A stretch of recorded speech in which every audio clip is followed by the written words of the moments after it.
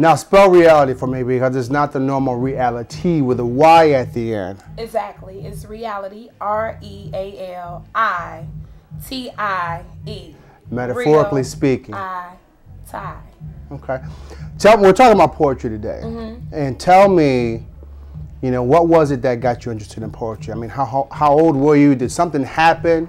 Did you see somebody perform that were you like, that's what I want to do, that's my thing?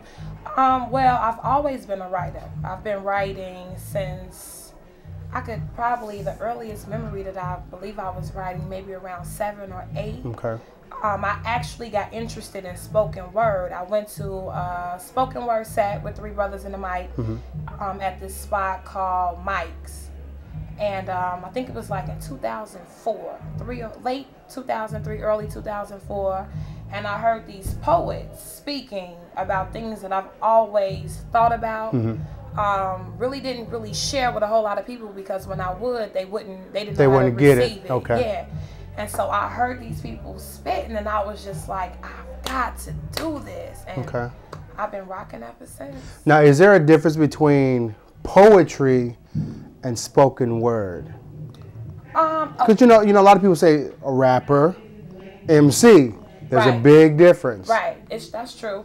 I think it's a big difference between a poet and then a spoken word artist, or spoken word period. Spoken word is more like more of an action, I guess, where you go out and you get in front of people. A poet could be someone who just writes. Okay.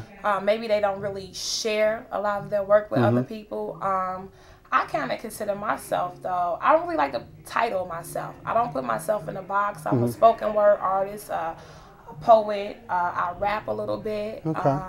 Just a Renaissance woman, really. I don't really like titles, because then people tend to box you. Right. And I flip the script in a minute. And anybody who know me knows that you may see me in some black hair today, some natural afro tomorrow. Okay. So you know what I mean? So you can flip the script up quite well. Exactly. Who are some of your influences to get into poetry, or who drives you to become the best you can be? I mean, because, you know, from the beginning of time, since poetry was introduced to me, I remember Maya Angelou. Yeah, and her words are so powerful. Yeah, you're right. She inspired a lot of people. So who are some of the people that inspired you? I really love Nikki Giovanni. Okay. Like, she is a juggernaut at this thing. And I mean, my environment inspires me. My mother, my family, my people, my peers.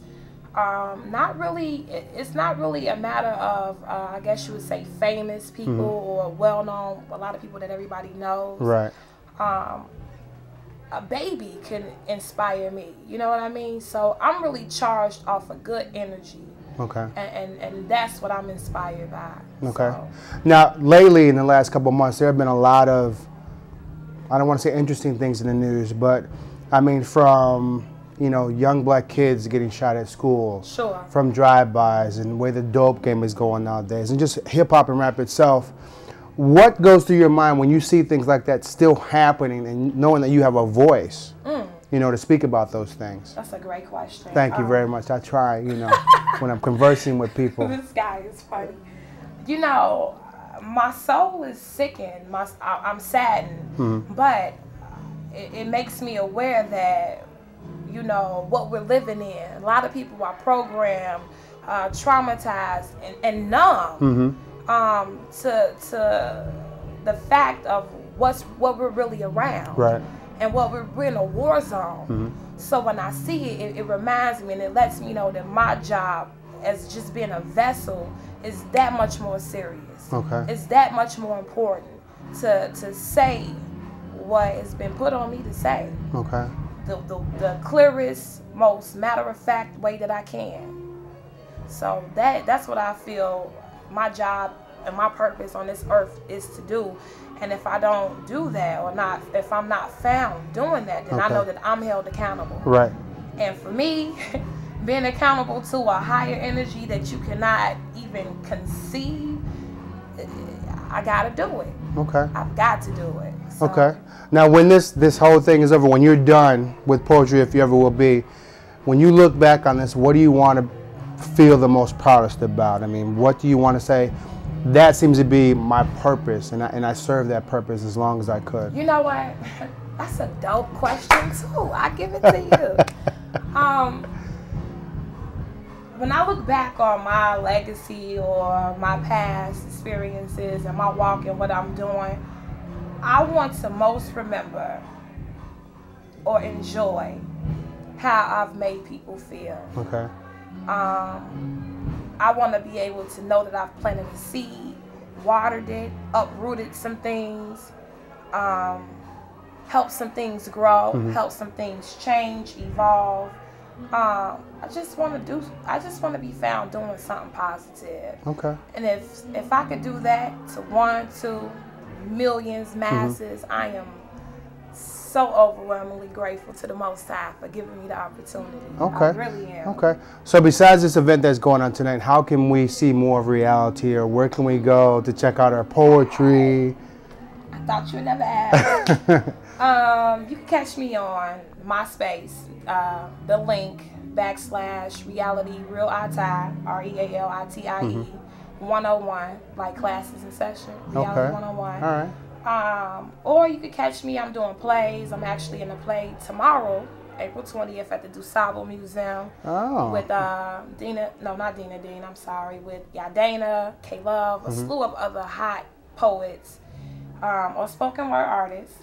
And you can catch me in the city, your local state, your local cities. I'm actually doing a feature out in Denver. Okay. Coming up on a tour in June where I'm going to be hitting Philly, New York, Miami, just a gang of different states, different cities. And just trying to pump the energy up, man, you know? Now, I've noticed that a lot of females are now really getting into poetry. Do you see that it's really growing for women, the opportunities? I mean, I remember probably 10 years ago, I ran into Malik Yosef, and it seemed like a male-dominated industry or art craft, if you will. So, is it really growing for women now? I feel like this. Opportunity has always been here for anybody who's willing to go against the grain and do it. I mean, yeah, society may say it's a man's world, and I mean, ultimately, it is. Right. But women, we make it go around, and there's no denying that. So, I feel like maybe women is just really catching on to it and not afraid to do it now. But I think that the opportunity has always been here. And, you know, the game is given to those who put effort to go and get it. And I'm putting the effort in, y'all. Okay. So, you know. Miss Reality. Mr. Michael. On Word for Word, thank you very much. Great to meet you. You too. You. All right. Cool.